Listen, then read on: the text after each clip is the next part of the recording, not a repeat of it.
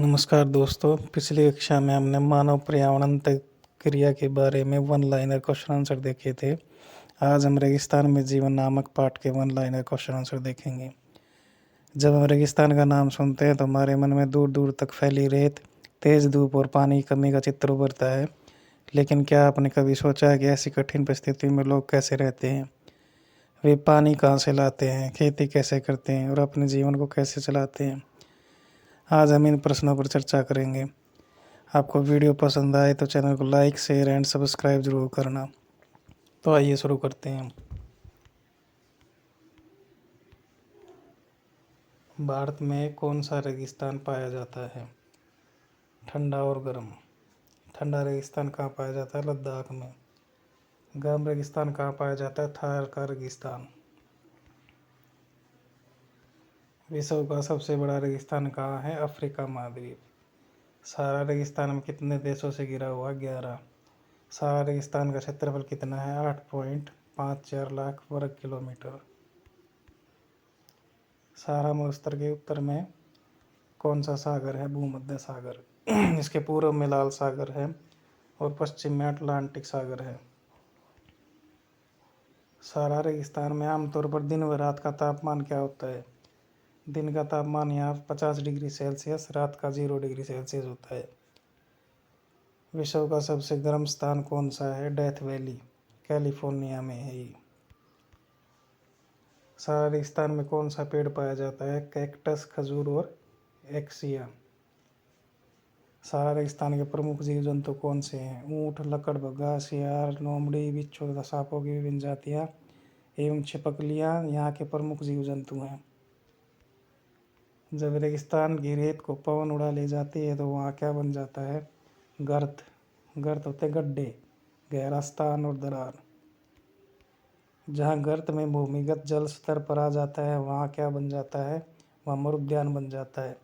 और मरुद्यान होता है जो किसी रेगिस्तान के बीच में जब कोई हरा भरा क्षेत्र हो जहाँ प्राकृतिक जल स्रोत मौजूद होते हैं, उसको मरुद्यान बोलते हैं। सहारा मरुस्थल में कौन सी जनजाति पाई जाती है? बेदुइन, तुआरेग और जनजातियाँ। मिस्र किसके लिए प्रसिद्ध है? कपास के लिए। सहारा मरुस्थल में कौन से खनिज पाए जाते हैं? लोहा, मैग्नीज, फास्फोरस और यूरेनियम। लद्दाख को खा पा चान भी कहते हैं। इसका अर्थ होता है हिम भूमि। पृथ्वी के सबसे ठंडे स्थानों में से एक द्रास कहाँ है? लद्दाख में। द्रास का मतलब होता है बर्फ की भूमि। लद्दाख के उत्तर में कौन सी पर्वतमाला है? काराकोरम। लद्दाख से होकर कौन सी नदियाँ बहती है? सयोक, जांस्कर तथा सिंधु नदी। लद्दाख क्षेत्र से कौन सी नदी बहती? सिंधु तथा सयोक। कौन सी नदी सिंधु नदी की महत्वपूर्ण सहायक नदी? सयोक नदी। घेंगरी हिमानी कहाँ है? लद्दाख में। लद्दाख के दक्षिण में कौन सा पर्वत है? जांस्कर। सर्दियों में लद्दाख में दिन व रात का तापमान कितना होता है? -40 डिग्री सेल्सियस। लद्दाख में प्रतिवर्ष कितनी वर्षा होती है? 10 सेंटीमीटर।